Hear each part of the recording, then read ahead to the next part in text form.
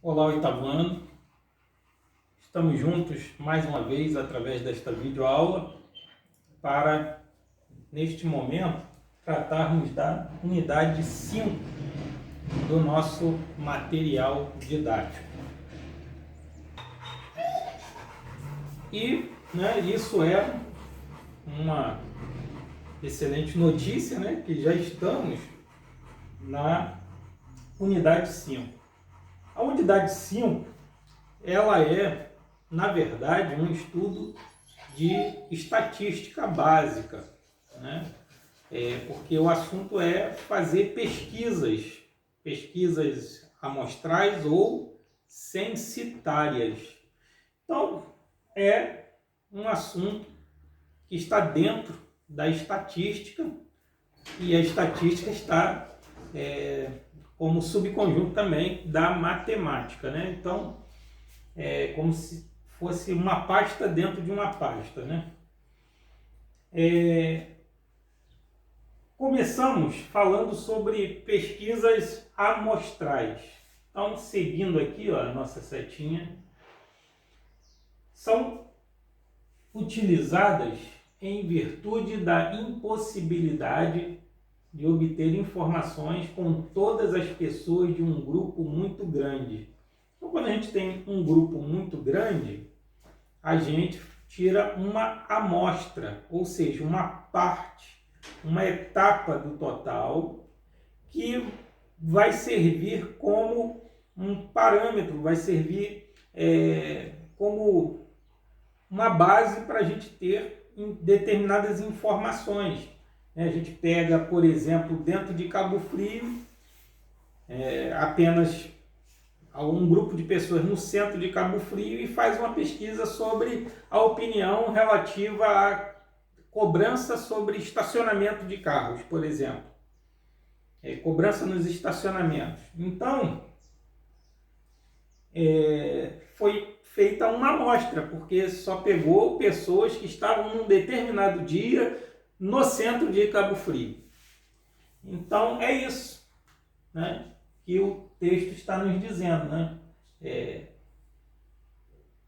Nós não conseguimos falar com todas as pessoas, a gente pega uma amostra, uma amostragem do conjunto.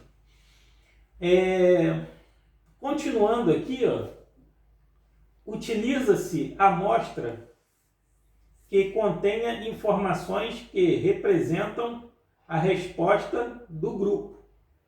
Então, a gente faz a pesquisa, quer dizer, eu digo a gente, mas quem faz a pesquisa, procurando, dentro daquela amostra, ter uma representação do que diz todo o grupo, do que transmita a ideia de todo o grupo.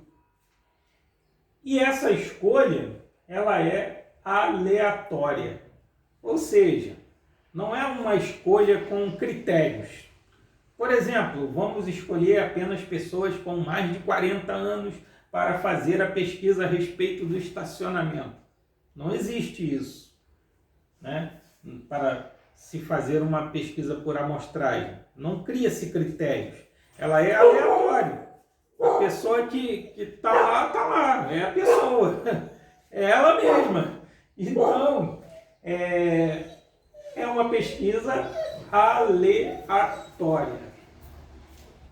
Todos os elementos têm a mesma chance de ser sorteado ou escolhido ou entrevistado. É aleatório. Bom, amostragem aleatória simples. E o que seria uma amostra aleatória simples? Aí segue aqui o texto. Elabora-se uma lista prévia e sorteiam-se os elementos que farão parte da amostra. Então aqui a gente está pensando, na primeira parte, muito mais assim, um repórter, por exemplo, um funcionário, por exemplo, do IBGE fazendo uma pergunta, para o público. Aqui a gente já está pensando mais naquela questão de sorteio, de algo que a gente encontra muito no estudo de probabilidade. E aí aqui a gente diz, ó, a gente tem aqui a anotação de que para todos os elementos, né, tem a mesma probabilidade. Então, ó, mesma probabilidade para todos. Né? Porque num sorteio que não é tendencioso, todos os elementos têm a mesma chance. Né? Como acontece, por exemplo, no sorteio da Loteria Federal, por exemplo, né, aquelas bolinhas girando, aí vai escolher ali uma quantidade de bolas, né, com os seus respectivos números, e todas aquelas bolinhas são do mesmo tamanho, são do mesmo peso, enfim. Todas têm as mesmas chances de ser sorteada, né? Pelo menos é o que eu acredito. Então, salvo, né, alguma tendência maliciosa, mas que não cabe a mim dizer ou julgar. Né? Vamos acreditar que o sorteio é justo, né? E assim deve ser. Então, na amostra aleatória simples, a gente, né, elabora uma lista prévia dos elementos que vão ser sorteados e faz o sorteio. É simples. Bom, continuando, vamos para o nosso quadro auxiliar. Para falarmos agora de amostragem sistemática estratificada. O que vem a ser isso? Vamos à nossa primeira anotação aqui. Ó. São utilizadas quando a população está subdividida em camadas de forma mais ou menos homogênea. Né? Homogênea, sabemos que é antônimo de heterogêneo. Né? O que é homogêneo? É algo que está assim, bem conciso, não está com discrepâncias, é algo, né, que está bem ali com seus elementos semelhantes ou iguais. Heterogêneo é que, né, logicamente, tem elementos muito diferentes um do outro. Por exemplo, quando a gente faz um suco, fica uma mistura homogênea. A gente mistura, por exemplo, a laranja com a água, vira uma laranjada, e fica homogêneo, né?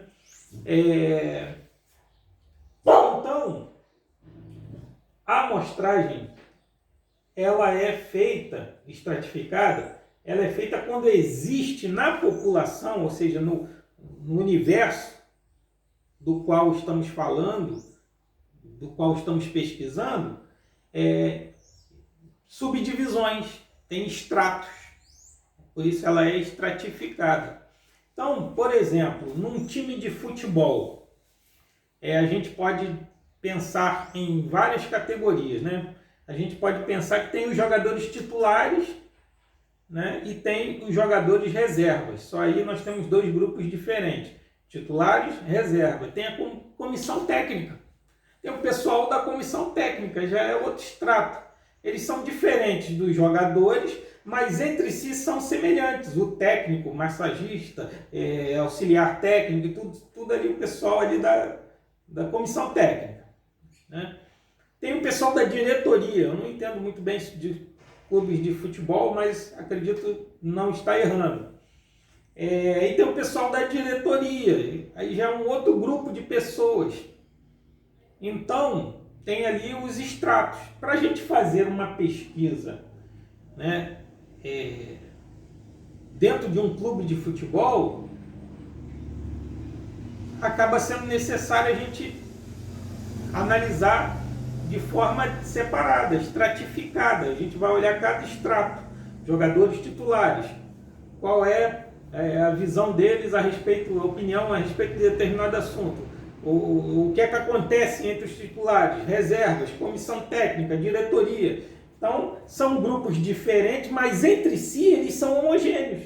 Porque os jogadores titulares são homogêneos, são todos titulares, são todos jogadores que ocupam a posição principal, né, de estar jogando na maioria das partidas e não ficando no banco ou até fora do banco. Né? Então, é semelhante, assim como a comissão técnica, são todos ali empenhados em fazer com que o time renda, com que os titulares e os reservas alcancem o objetivo da vitória. Então, são semelhantes, são homogêneos. Então, isso é algo estratificado, um exemplo de algo estratificado. Tem seus vários estratos. Continuando, precisamos especificar quantos são os itens das amostras que serão retirados de cada extrato. Então, a gente tem que determinar quantos itens nós vamos tirar de cada extrato. Dos titulares, quantos titulares a gente vai tomar como amostra? Dos reservas, quantos? Da comissão técnica, 3 pessoas, 10 pessoas, não sei. Quantos itens vamos tirar? Isso tem que ser pré-estabelecido. E outra, aqui até de vermelho para chamar a atenção, todas aleatórias. Ou seja, em cada extrato a gente vai sortear, a gente vai pegar aleatoriamente elementos para fazer a pesquisa. Ou seja, não vamos usar critérios para escolher, vamos escolher entre os titulares aqueles que têm como perna de chute, como tendência a chutar com a perna direita, porque são destros, ou ambidestros, que chuta com as duas e tudo. Não vamos criar critério. A gente vai nos jogadores titulares e pronto. Então, é isso que quer dizer essa parte aqui, que são todas aleatórias, ou seja, sem tendências, critérios para se analisar. E aí chegamos à parte final, que está aí na página 250 do nosso material didático, que fala sobre pesquisas censitárias. O que é uma pesquisa censitária? É o que não acontece na amostragem, nas pesquisas amostrais. Porque na censitária a gente acaba perguntando, ou analisando, ou questionando, ou abordando todos os elementos do conjunto. Por isso que tem o censo do IBGE, por isso que é chamado de censo do IBGE, uma pesquisa censitária que fala com todos os cidadãos, ou pelo menos tenta se fazer isso. Então, essa é a diferença. E a censitária também tem como diferença para a amostral questões como, por exemplo, finanças, valor. Porque para fazer um censo, perguntar todos os elementos, o gasto financeiro é muito maior do que você pegar um grupinho de pessoas ali no centro de Cabo Frio e fazer as perguntas. Pegar toda a população de Cabo Frio, por exemplo, custa mais.